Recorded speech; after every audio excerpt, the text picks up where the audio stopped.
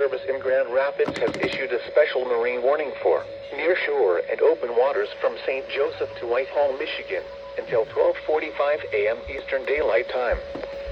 At 9:50 p.m. Eastern Daylight Time, strong thunderstorms were located along a line extending from 20 nautical miles east of North Point, LT, to 10 nautical miles east of Winthrop Harbor to 8 nautical miles east of Wilmette Harbor, moving east at 30 knots.